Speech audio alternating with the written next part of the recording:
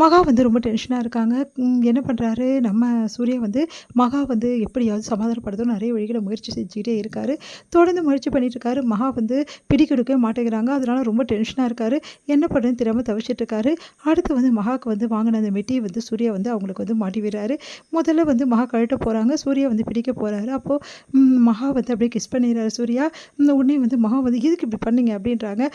ஒரு நாள் நீ எனக்கு கிஸ் கொடுத்தல, அதே மாதிரி மறுநாள் இந்த மாதிரி நான் கொடுக்குறேன் மறுபடியும் அப்படின்னு வச்சுக்கோ அப்படின்றாங்க. பதிலுக்கு பதிலாக உங்களை அப்படி சொல்லிட்டு கோவப்பட்டுட்டு எதுக்காக இப்படிலாம் பண்ணீங்க, கால் எதுக்கு மெட்டி போட்டு விட்டீங்க அப்படின்றாங்க. என்னது புருஷன் தானே நான் போட்டு விடக்கூடாதா அப்படின்றாரு. உடனே வந்து பார்த்துட்டு நீங்கள் பண்ணுறதெல்லாம் கொஞ்சம் கூட சரியில்லை, உனக்கு வேணான்னா திருப்பி கொடுத்துரு, மெட்டியை திருப்பி கொடுக்க சொல்கிறீங்களா, இல்லை நான் கிஸ் கொடுத்தேன்ல அதை திருப்பி கொடுத்துரு அப்படின்றாரு.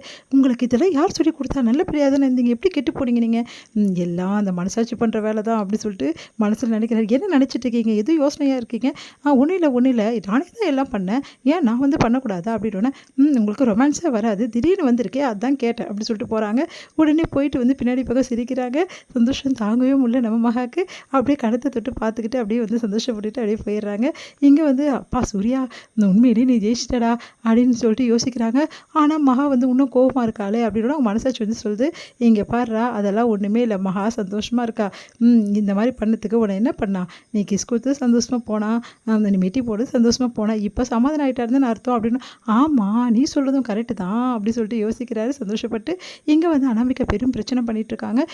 எனக்கு தெரியாது, இப்போ இந்த முடிவு சொல்லணும் மகா சொன்னாலே ஏதாவது சொன்னாலா அப்படின்னோடனே மகா வந்து சொல்கிறாங்க, இந்த மாதிரி அந்த குழந்தைய வந்து நாங்களே வந்து வளர்த்துக்கிறோம், நானும் சூர்யாவும் அப்பா அம்மா வந்து இந்த குழந்தைய வளர்க்குறோம் அழகிய அப்படின்றாங்க. கேட்ட அனாமிகா வந்து இந்த குழந்தை வெளியே அனுப்ப சொன்னால் இப்படி பண்ணுறீங்க, உனக்கு என்ன வந்தது, இந்த குழந்தை எங்களோட குழந்தையா வளரட்டும், உன் குழந்தையா இருக்கக்கூடாது, உன் வீட்டுக்காரர் இதுக்கு சொந்தம் கொண்டாடக்கூடாது அப்படி தானே, அதனால் விஜய் இதுக்கப்புறம் இந்த குழந்தையோட அப்பா கிடையாது, சூர்யா தான் ஃபஸ்ட்டு அப்பாவாக இருந்தார், அவரே இருக்கட்டும், நானே இவளுக்கு அம்மாவாக இருக்கேன் அப்படி சொல்லிட்டு மகா சொல்லிடுறாங்க.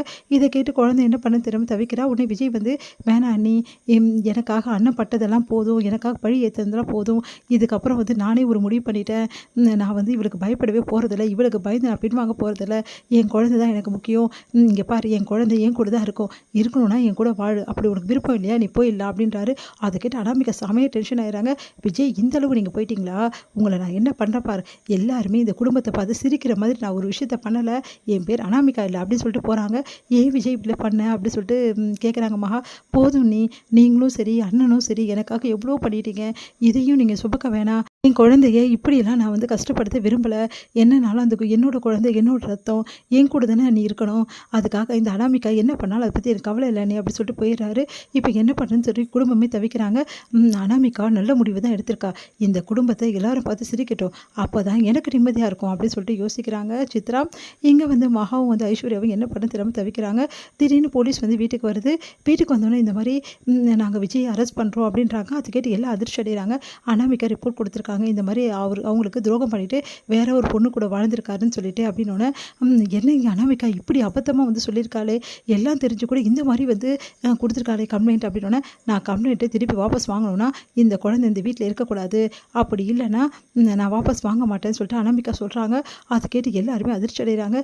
என்ன இந்த அனாமிகா இப்படி முடிவு எடுத்திருக்காளுன்னு சொல்லிட்டு அனாமிகாவுக்கு எவ்வளோ வந்து காயத்ரி எல்லாருமே புத்திமதி சொல்லி பார்க்குறாங்க. அனாமிகா கேட்க மாட்டேங்கிறாங்க. அவங்க அம்மா வீட்லேயும் வந்து போயிட்டு மகா வந்து சொல்லிட்டு வராங்க, இந்த மாதிரி அனாமிகா கேஸை வாபஸ் வாங்கினா பெரிய பிரச்சனை ஆகும்னு. அதையும் அவங்களும் கேட்க மாட்டேங்கிறாங்க.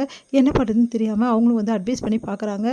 நம்ம வந்து அனாமிகா எதையுமே யாரையும் கேட்கறதா இல்லை, நான் ஒத்துக்கவே முடியாது, இதுதான் என்னோட முடிவுன்றாங்க. இதனால் விஜய் அதிர்ச்சி அடைகிறாரு.